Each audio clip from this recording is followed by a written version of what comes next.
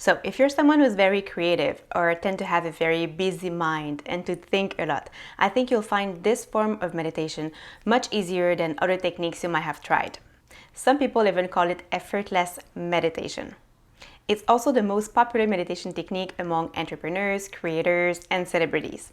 Some well-known people who practice this form of meditation are Tim Ferriss, author of the 4-Hour Workweek, Chase Jarvis, co-founder of the online learning platform Creative Life, Oprah Winfrey, the comedian Jerry Seinfeld, and film director David Lynch. This form of meditation is called mantra meditation. If you've heard of the Transcendental Meditation movement or of Vedic meditation, well, they're both mantra-based meditation techniques.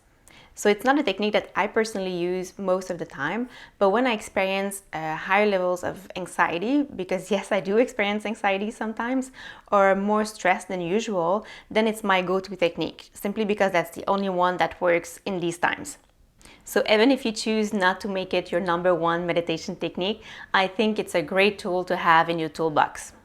So I'll now explain what a mantra is, what mantra you can use for this type of meditation, and also how to practice this form of meditation step by step. So the word mantra comes from Sanskrit. Sanskrit is an ancient and sacred language of India.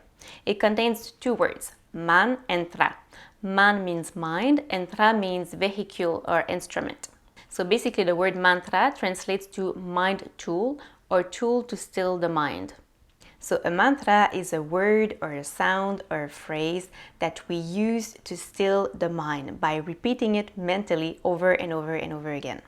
For this form of meditation, the mantra becomes what we call our meditation object. It's our anchor to the present moment. So the mantra we use for this form of meditation are not random sounds. They are sounds which frequencies enhance our mental, psychological, physical, and spiritual well-being and help us go into a deeper state of consciousness. As Guru Ratana, a well-known Kundalini yoga teacher, said, mantras are tuning instruments. If we want to tune into and access a particular universal frequency, we chant the mantra that vibrates that frequency. So again, to practice this type of meditation, you simply repeat the mantra mentally. I'll give you more details about the practice in just a minute, but first let's see what mantra you can use. So traditionally in India, a teacher would give the student a mantra according to his personal needs. So mantras have been transmitted that way for thousands of years. This tradition continues today, not only in India, but also in the West. One reason why mantras are carefully transmitted from a knowledgeable teacher to a student is that they are very powerful sound.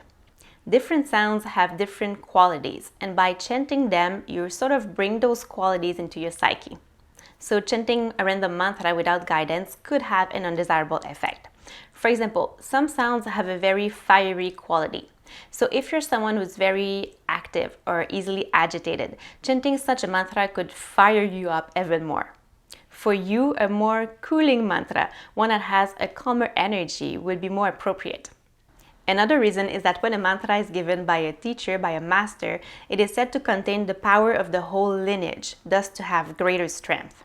However, some mantras are safe to be used by pretty much everyone, and you can still practice this technique even if you aren't part of a specific tradition. You can use the analogy of herbal medicine. If you're ill, a knowledgeable herbalist will be able to prescribe you the proper recipe to help you feel better. But the same herbal recipe might not be recommended for another person who doesn't suffer from the same ailment. However, some herbs can benefit pretty much everyone. For example, pretty much everyone can safely drink chamomile tea. Another important thing to note is that sometimes people use an affirmation as their mantras because they don't really know what mantra to use, but it's not really recommended. It's best to use a mantra that doesn't trigger any memories or associations, otherwise it could increase mental activity. That's why using a mantra in another language, for example, the Sanskrit language, is great because since it doesn't mean anything to us, it doesn't trigger memories, and we don't create associations in our mind. So, you could safely use the mantra Om. If you feel comfortable with this mantra, go for it. But here's another recommendation. It's a mantra that I used before I received my personal mantra, and it's Aham Prema. Aham Prema is a Sanskrit mantra and it translates to I am divine love or I am divine consciousness. Aham means I am and Prema means the cosmic force of consciousness that holds everything together, or divine consciousness. Knowing or remembering the meaning of the mantra isn't important at all. Actually, as I said before, it could be a hindrance if you think about its meaning while you meditate. But if you're like me, someone who's very curious, my guess is that you like to know the meaning of things. So that's why I told you. But now you can just forget about it. And if Aham Prema is too long to your liking, you can simply just use Aham.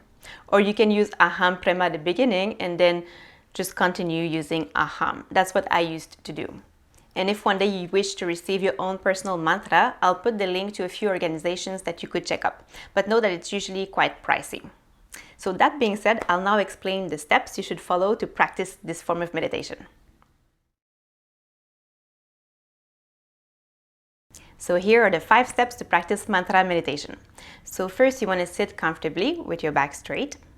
So you could use the guided meditation that's included in this course, or if you want to practice on your own, you could set a timer.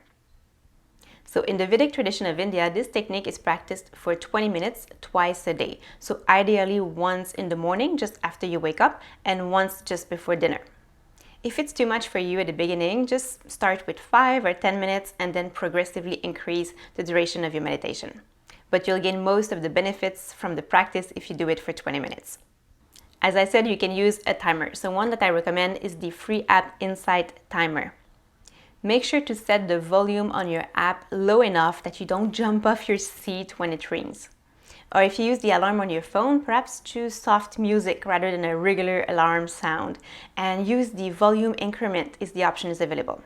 Or another option is to use your internal clock. So as you sit for your meditation, you can simply set the intention to naturally open your eyes after X minutes. That's what I do, and it works pretty much all the time. If you have an appointment or somewhere to go, you can maybe just set your regular alarm to ring a minute or two later as a safety net. Next, you can close your eyes and relax. So take several deep breaths through your nose to help you relax. Focus on your breathing and be fully present. Then breathe normally and begin to think the mantra in your mind, silently, effortlessly, and without moving your tongue or lips. Don't try to impose a rhythm or to match the mantra to your breathing. If it does so naturally, that's fine, but just don't force it. Don't try to concentrate on the mantra either. Let your attention be relaxed and natural.